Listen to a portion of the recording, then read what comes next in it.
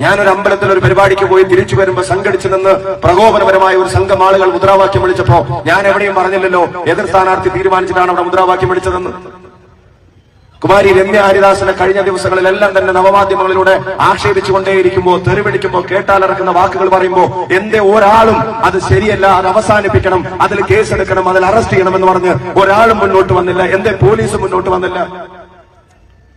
K Rama എന്ന് പറയുന്ന ഒരു നേതാവിനെ സഭക്കകത്തും പുറത്തുമെല്ലാം ക്രൂരമായി സൈബർ ലിഞ്ചിങ് നടത്തുമ്പോ ഈ പറയപ്പെടുന്ന ആളുകളൊന്നും അതിനെ പ്രതിരോധിക്കാനും രംഗത്ത് വന്ന് കണ്ടില്ല.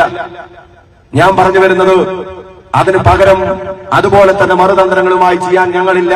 ഞങ്ങളുടെ അറിവോടെ അത് നടക്കില്ല. ഞങ്ങളെ സ്പോൺസർ ചെയ്ത ഒരു വ്യക്തിഹത്യ വേണ്ട. ഒരു വ്യക്തിഹത്യ നടത്തിയിട്ട് എനിക്കൊരു തെരഞ്ഞെടുപ്പ് ജയിക്കുകയും വേണ്ട. ഉള്ളത് പറഞ്ഞിട്ട് ജനങ്ങളോട് പറഞ്ഞിട്ട് ജയിക്കാൻ പറ്റുമെങ്കിൽ ജയിച്ചാൽ മതി. ഒരാളെയും